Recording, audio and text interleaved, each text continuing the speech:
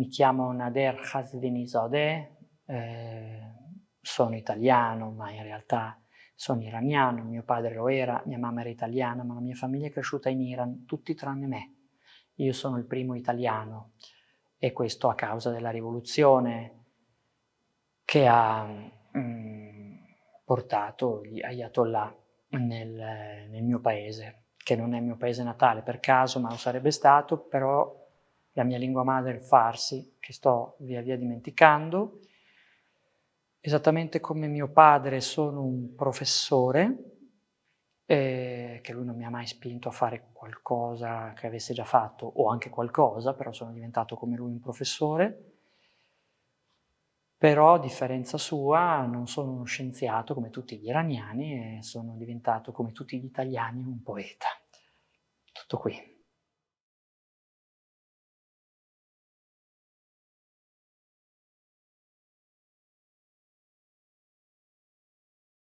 La questione dell'inclusione è una questione molto recente come dibattito rispetto alla migrazione, almeno in Italia, e almeno per quanto riguarda gli italiani che dovrebbero includere e non che sarebbero dovuti essere inclusi nel passato, perché avrebbero dovuto essere inclusi nel passato perché sono stati loro a migrare alla fine dell'Ottocento. Io, essendo figlio di uno straniero, che anticamente poteva essere considerato extracomunitario, in qualche modo sono chiamato in causa personalmente, però la questione dell'inclusione l'ho presa in considerazione nel momento in cui ho accettato di essere figlio di un migrante. Prima parte della mia esistenza l'ho passata di fatto negando di essere figlio di un migrante, perché questa è una cosa che mi piace dibattere. I migranti non sono tra loro uniti, non sono tutti uguali, non sono una vera categoria e soprattutto non sono una classe sociale, quindi non possono combattere una lotta di classe, ammesso che sia mai stata combattuta realmente. Quindi il primo passaggio era quello di stagliarmi sullo sfondo, di non essere uno del gregge dei migranti. Quando la mia famiglia è arrivata in Italia, alla fine degli anni 70, questo concetto non esisteva, esisteva il concetto di chi migrava dal sud dell'Italia al nord.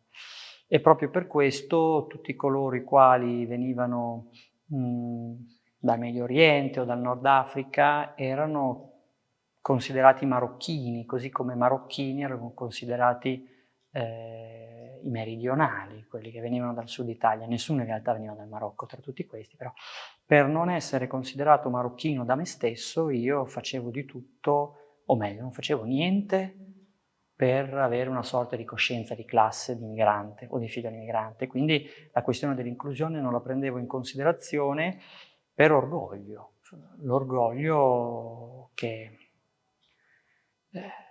di fatto io penso che sia forse la prima causa di morte per i maschi, l'orgoglio, e quindi io, essendo un maschio, avevo questa patologia che è l'orgoglio, e quando mi sono reso conto che invece ero un migrante, e mi ricordo anche quando, ero terza superiore, prima liceo del liceo classico, mi sono reso conto che ero di estrema sinistra, non lo sapevo, però di fatto lo ero, perché avevo trovato un territorio che non solo difendeva, ma in qualche modo creava gloria e onore per chi era povero e per chi era marocchino. E quindi di fatto ho potuto fare, come dire, coming out. L'ho fatto protetto quindi da un sistema ideologico molto più grande di me, che mi ha stritolato, perché poi di fatto non esiste una vera ideologia di sinistra che protegga i migranti, non è mai successo, sicuramente non il marxismo, però finché me lo sono potuto permettere, diciamo, il marxismo me lo sono inventato io, e quindi la mia presa di coscienza è stata una presa di coscienza estremamente vigliacca e malafede. Quindi l'ho fatto perché finalmente ho trovato un territorio che poteva riconoscermi in quanto tale senza stigmatizzarmi. Ecco, ho fatto di uno stigma un emblema, come poi si fa spesso.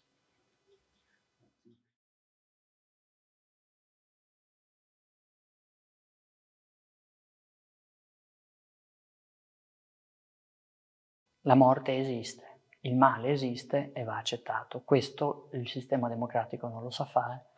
Il sistema democratico, che è ovviamente un percorso bendati verso probabilmente una scogliera, però è un percorso che dovrebbe essere, no, un'approssimazione al bene assoluto. Il bene assoluto è un concetto di giustizia che tutti hanno personale e quindi anche le istituzioni devono dare di sé un'immagine di chi con fatica, con grandi difficoltà, non senza errori, però sta cercando di creare questo concetto di bene comune e non il male comune, mai il male minore. C'è una cosa bellissima delle teorie antiproibizioniste, è quella della riduzione del danno, cioè che il danno comunque c'è.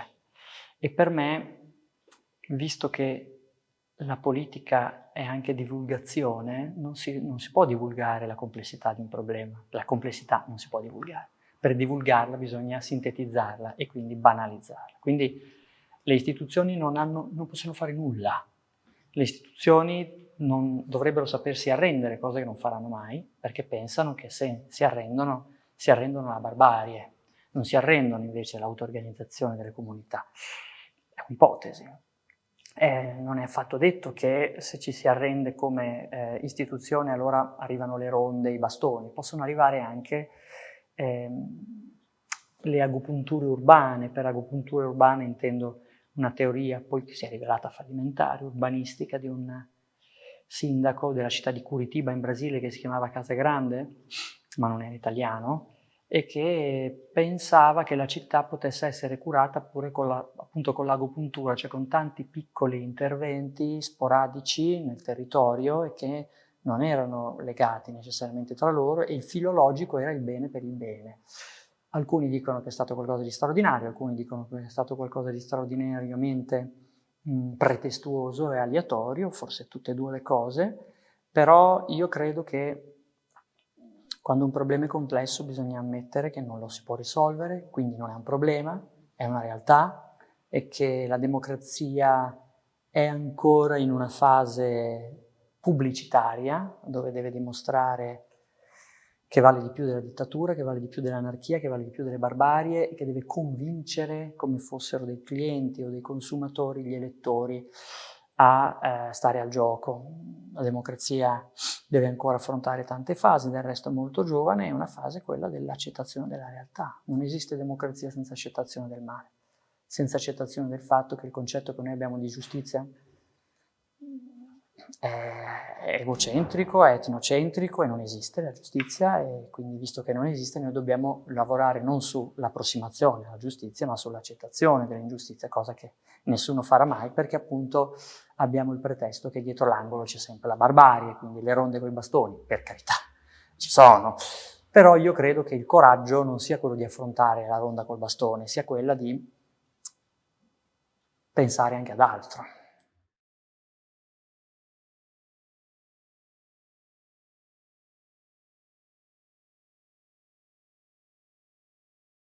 Allora, cercando di essere il più possibile concreto, senza diventare arido, senza diventare terra-terra, io credo che l'assistenzialismo sia una forma molto interessante in una regione piuttosto benestante come questa. Credo che non sia necessariamente vero che l'assistenzialismo crei nuovi poveri, lo fa in zone povere già. Noi siamo una zona del mondo dove ci sono delle contraddizioni, ma ci sono anche delle consapevolezze. Quindi in Emilia-Romagna l'assistenzialismo è interessante e l'assistenzialismo per me è utile perché mette insieme tante storture, tante cose sbagliate che però hanno come effetto collaterale delle cose giuste. Faccio un esempio. Per poter diventare finalmente professori, molte persone che hanno classi di concorso, curriculum, hanno tutto in regola, hanno i titoli per farlo, devono passare dall'appoggio, di fatto, diciamo, dal sostegno, ecco, più che dall'appoggio. E questo è positivo perché sono persone che magari vedono quello come un passaggio, ed è meglio, perché così non pensano a se stessi all'infinito a fare quello, a fare il sostegno, però spesso sono persone che sono in qualche modo fresche di studio, fresche di università, forse veramente già demotivate, amareggiate, però a volte possono fare del bene. E lo fanno perché c'è il male, cioè perché non è possibile diventare professori senza che succeda qualcosa di casuale, quasi mai per merito. Allo stesso tempo l'assistenzialismo, che esiste per la complessità migrante, aiuta tantissimo i bambini. Per me ci vorrebbe un insegnante di sostegno per ognuno e ci vorrebbe un insegnante di sostegno anche per gli insegnanti. Quindi io sono estremamente aperto a questo. Poi ci sono ovviamente dei limiti che sono secondo me più che economici o strutturali o logistici, sono culturali. Io non insegnerei nelle scuole multiculturali italiane l'inglese, io insegnerei le lingue che sono parlate da queste persone. Però io capisco che si insegna l'inglese perché ci si immagina che le persone che abitano per esempio in un luogo come la Bolognina, dove ci possono essere classi, dove ho lavorato anch'io, dove ci sono 2 italiani e un solo bolognese, bisogna imparare tutti l'inglese perché con l'inglese ci si può affrancare da quella condizione. Quindi si pensa che quella condizione lì di partenza sia una condizione che nessuno vorrebbe e che nessuno accetterebbe in futuro, quindi da dare alle possibilità alle persone di avere gli strumenti per elevarsi, per affrancarsi, emanciparsi. Legittimo, però culturalmente vuol dire che quello è un trampolino di lancio che se si rompe uno cade in una piscina vuota. Invece l'ipotesi, ad esempio, di insegnare l'arabo, di insegnare mica soltanto l'arabo, tutte le lingue che le persone parlano agli italiani, credo che sia un modo per uscire da un etnocentrismo al quale noi rischiamo di non uscire mai e che forse, tornando al discorso di prima, è l'ultimo retaggio dell'orgoglio di sé, l'orgoglio nazionale. Per alcuni può essere andare alla parata degli alpini, per l'altro può essere il Rinascimento, per altri Ventotene, però sempre l'orgoglio nazionale è. Se non c'è grande differenza tra essere orgogliosi della Resistenza o essere orgogliosi di El Alamein. L'orgoglio di sé per sé è qualcosa che avvicina tutti a El Alamein, c'è poco da fare.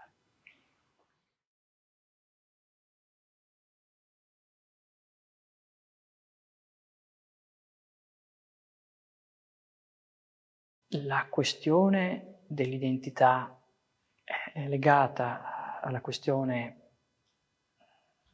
della cultura, dei confini, quindi se si parte dal presupposto che ci sono luoghi diversi da altri, persone diverse da altre, non c'è niente da fare, nel senso che noi dovremmo fare finta di essere dei marziani che arrivano sul pianeta Terra e se arriviamo sul pianeta Terra poi non ci chiediamo dove sono i confini. Se noi dovessimo arrivare finalmente su Marte, tutto ci chiederemmo tranne dove confina un paese o quell'altro. Allora noi dovremmo essere dei marziani che arrivano sulla Terra e parlano con i terrestri. Ma i terrestri non esistono, perché un terrestre delle Sharawi non ha niente a che vedere con un terrestre che abita a Stoccolma e non lo avrà mai. Ora, è un merito creare la Scandinavia, è un demerito creare il Sud Sudan. Questo è un concetto che per me ha molto a che vedere con i migranti, ha molto a che vedere con l'inclusione, ovvero la civiltà è la diretta conseguenza, i diritti civili sono la diretta conseguenza di una civiltà più o meno alta? Per me no, per l'Unione Europea sì. L'Unione Europea ha questo ultimo baluardo, ovvero noi siamo civili perché noi siamo una grande civiltà.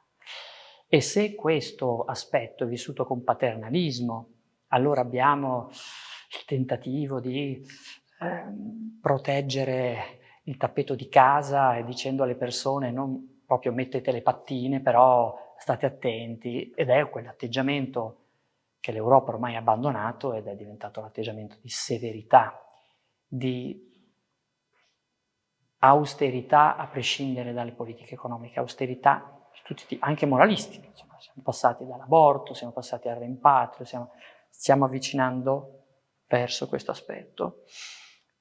Oppure possiamo essere paternalisti, ma il punto è se noi crediamo che la comunità europea sia la massima espressione di diritti civili, perché è l'espressione di una grande civiltà, è finita. Noi abbiamo i diritti civili perché per noi li hanno pagati tutti i paesi che abbiamo colonizzato. Noi abbiamo le democrazie perché possiamo sfruttare le dittature. Noi siamo benestanti perché pagano per noi i nostri schiavi. E noi dobbiamo passare che la nostra economia è basata solo su queste due cose, schiavismo e volontarismo. E qui è l'esempio, no? Schiavismo e volontarismo. E se ci vogliamo istituzionalizzare dobbiamo diventare un po' meno volontari, ma un po' più schiavi. E quindi le persone che raccolgono i pomodori nella capitanata nel Gargano sono i veri italiani. Loro dovrebbero avere la cittadinanza perché loro fanno quello che hanno sempre fatto gli italiani, hanno fatto gli schiavi. Noi non siamo più schiavi, siamo finti italiani che si credono colonialisti, ma finché questa è la mentalità dell'Unione Europea, non ci sarà nessuno scontro di civiltà tra la civile Europa e la barbara America, perché parliamo lo stesso linguaggio.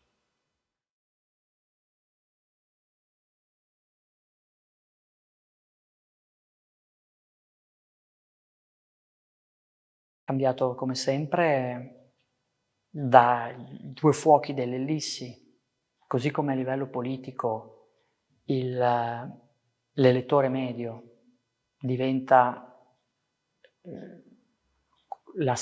colui che si astiene alle elezioni medio, è una persona che ha rapporti virtuali solo con lo Zenit e il Nadir, quindi le persone che stanno in alto, quindi la persona che si astiene mediamente o che vota mediamente odia coloro che comandano perché non li conosce, non li vede, non li ha mai visti, però sa che il suo malessere dipende da loro. Al contempo odia i migranti, che non li vede, non li conosce, non li ha mai soccorsi a Lampedusa mentre morivano, però percepisce che questi migranti sono gli unici sovversivi di questo sistema perché vogliono la vera giustizia, che è quella giustizia che si può prendere soltanto insieme a un gommone con degli scafisti.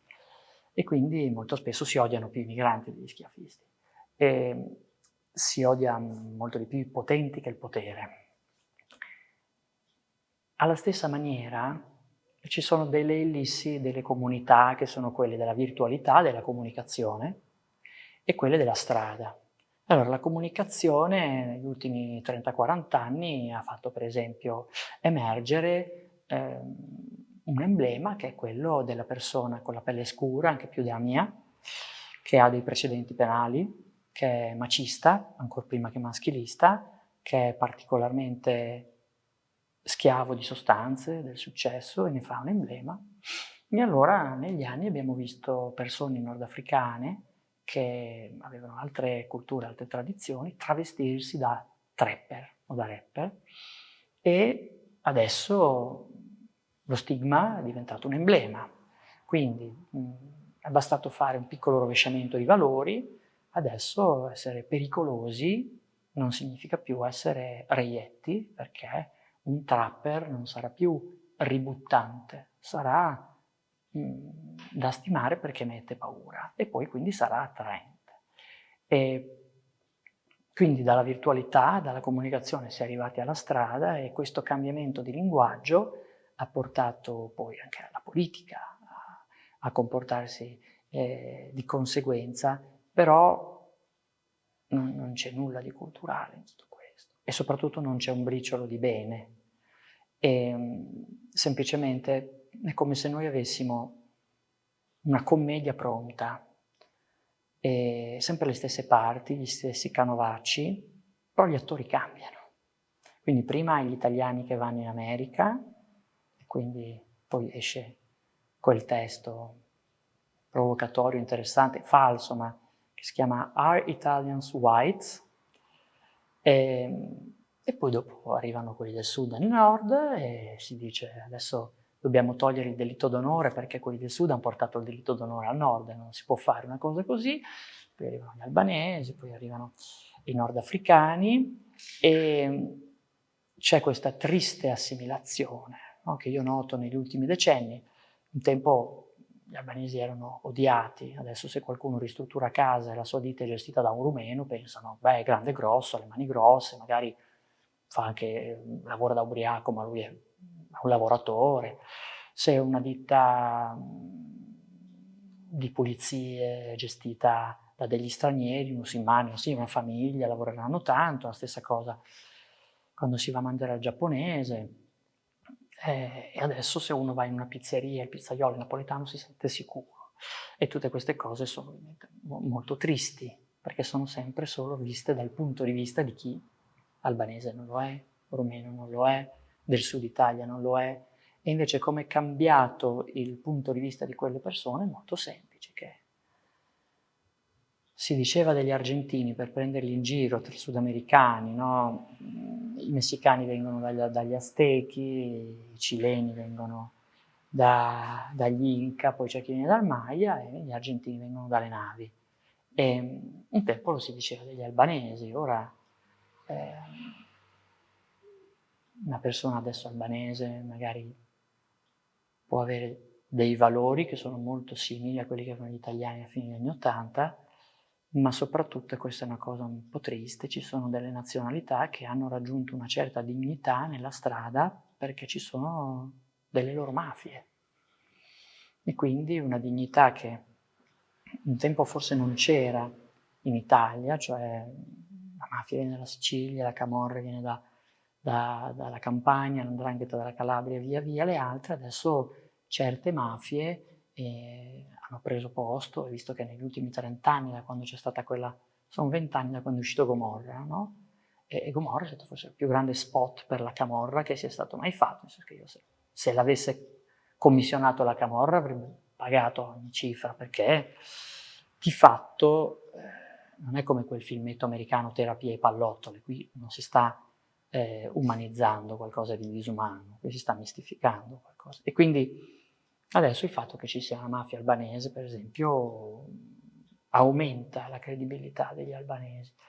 Come tutta la cultura di strada non è da buttare, però se uno prende in mano quella sappia che è una cultura sottoproletaria, quindi non ha niente a che vedere con un percorso che finisce con la democrazia e non ha niente a che vedere con un percorso che finisce da qualche parte, è autodistruttiva. E qui c'è molto la mistificazione di ciò che si vede per strada, no? Dal diamanti non nasce niente, dalle letame nascono i fiori. No, non succede mai se non nelle canzoni di De André.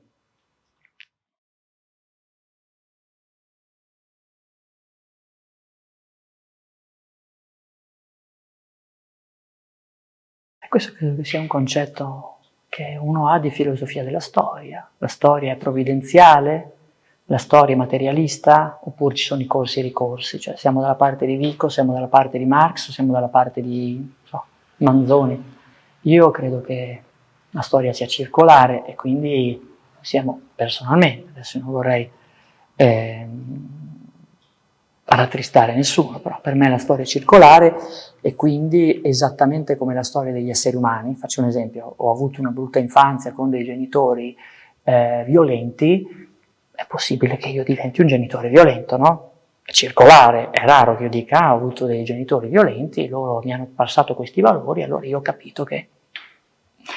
Allora come può un paese come l'Italia, che è stato un paese di migranti, con città come anche semplicemente Modena, che di fatto si sono espiantate altrove, perché ha avuto così tanto odio, disprezzo, disgusto nei confronti dei migranti? Perché aveva odio, disprezzo e disgusto rispetto a se stesso, ovviamente, no? E quindi finalmente si è potuto vendicare di se stesso, non delle angherie che ha subito. E io penso che questo sia. Però io non sono venuto qui a raccontarvi la mia storia e andare via, quindi io sono venuto qui anche come soggetto, come si dice, politico, se non proprio pubblico. Allora io dico questo, secondo me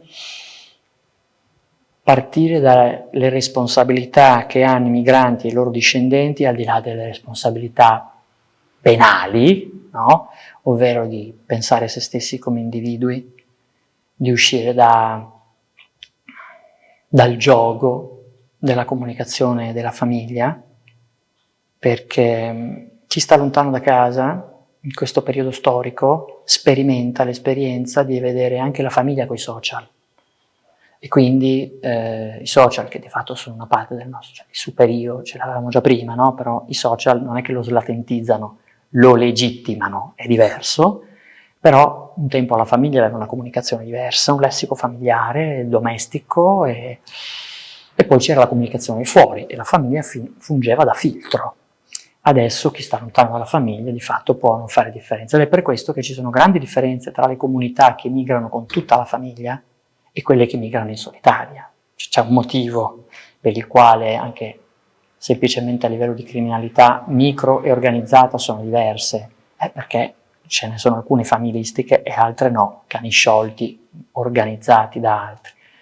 Quindi io credo che non si debba aver paura di dare delle forti responsabilità alle persone che dovrebbero non potersi permettere responsabilità perché hanno già delle difficoltà, però quello di uscire dal gioco familiare e di provare a pensare a sé come un individuo e non come una categoria. Questi però sono degli obiettivi finali, non sono degli obiettivi di partenza, quindi l'obiettivo di partenza sarebbe quello, vogliamo anche parlare da manager, vogliamo parlare da manager, ogni soldo speso nell'inclusione è un soldo guadagnato, e possiamo dire che se esiste una razza padrona, che esiste, se investe €1 nell'inclusione ne guadagna 2, perché chi è veramente un manager spietato sa che bisogna cavalcare la xenofobia, ma non bisogna crederci, perché coloro i quali danno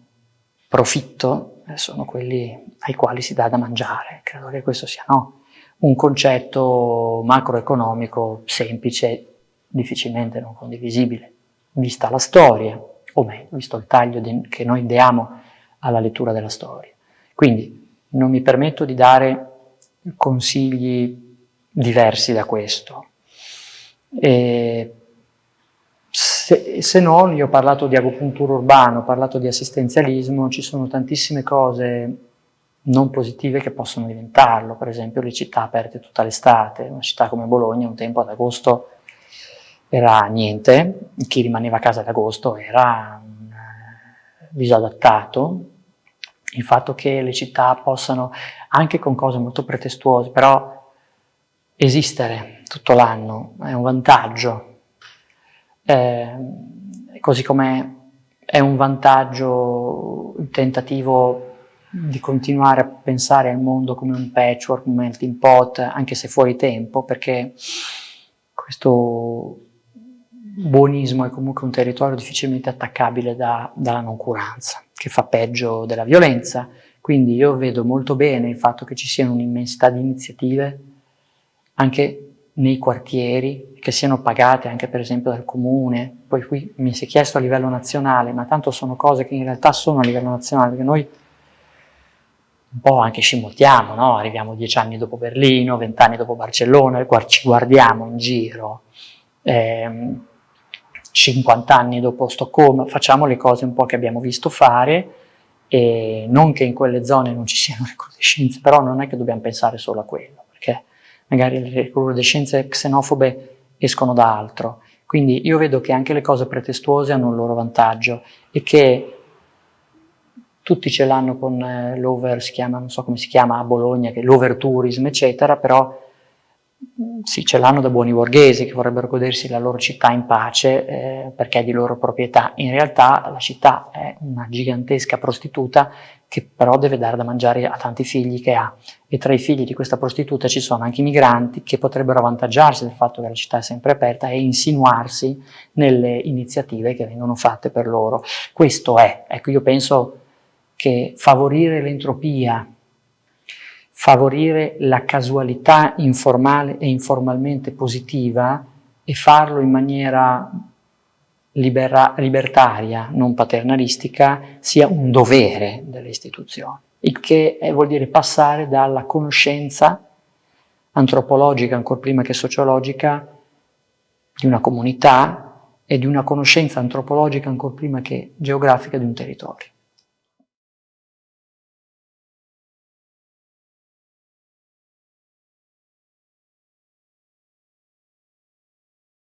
Allora, l'argomento che vorrei trattare, che non mi è stato chiesto perché è molto specifico, quasi specioso, e poi dopo anche il messaggio che vorrei lasciare, la stessa cosa, ovvero secondo me gli esseri umani non hanno dei bisogni primari, tutto è un bisogno primario per l'essere umano.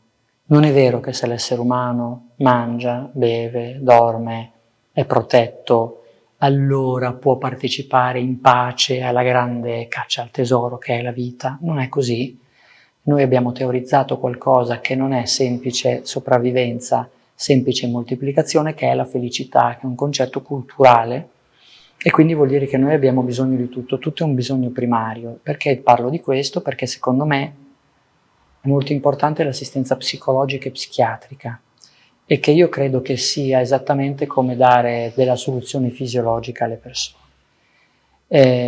Sarebbe molto bello che l'assistenza psicologica o psichiatrica, ma partiamo anche soltanto dall'assistenza psicanalitica, potessero essere viste come un diritto, specie per i migranti, anche di seconda e terza generazione, anche per affrontare formalmente quell'argomento lì, poi dopo uno, perché credo che ci sia un grosso problema di dipendenza dalle famiglie, e la famiglia è l'anticristo rispetto alla psicanalisi. Il territorio della psicanalisi è un territorio che è molto fruttifero se viene visto anche come un territorio nel quale ci si può slegare da certi legami che sono ancor prima che culturali, familiari, familisti. E credo che questo sia un passaggio, cioè lavorare su tanti individui, spenderci dei soldi che non sono mai persi, cioè, lo dico anche da manager spietato, non sono mai persi, e penso che tutti noi, visto che i migranti sono tanti, pensiamo che se si salvano si devono salvare tutti, e tutti in una volta. E se non tutti, la maggior parte. Io invece penso che si devono salvare uno alla volta, che è tutta un'altra cosa, e ognuno a modo suo, diverso, e ognuno sviluppando la propria autonomia, ovvero non sarà mai l'istituzione che salva le masse, ma saranno le masse che si salvano dalle istituzioni. Quindi prima che le masse diventino folle è giusto renderle dignitose. Per renderle dignitose bisogna rendere dignitosa la loro individualità. L'individualismo è un difetto che possiamo dibattere noi e che possiamo permetterci noi. Io sto parlando di individuare le persone, cioè far capire il loro valore al di là dell'identità, del riconoscimento e al di là delle famiglie. E se non delle famiglie, dei clan. Ecco, quindi io credo che certi strumenti che forse noi possiamo considerare obsoleti, no? E che noi adesso li usiamo, come dire, prêt-à-porter, online, oppure non è più uno psicanalista, è diventato un counselor, un coach, ne abbiamo di tutti i tipi per cercare di rendere il più possibile un fast food questo territorio, potrebbe essere utilissimo. E so che ci sono molte persone che purtroppo volontariamente, ma altre no, si occupano di questo. Faccio un esempio, visto che ho detto che il mondo è in mano agli schiavisti e ai volontari, per fortuna crescono in maniera direttamente proporzionale, quindi come tutti i soldi che ho in eccesso, sempre meno ma sempre ce li ho e li do a Emergency, li darei a un'associazione di psicanalisti, perché per me salvare la vita a un bambino come chirurgo non è così più importante che salvare la vita a una persona come psicanalista, per un semplice motivo, che quando quel bambino sarà salvo, poi sarà sano, e poi sarà sano e salvo, e poi vorrà essere felice. E se noi ci limitiamo alla chirurgia, e quindi non so se è una speranza, è una cosa di ottimista, però è più ottimista di primo, quindi vediamo un piccolo miglioramento, insomma spero vi accontentiate.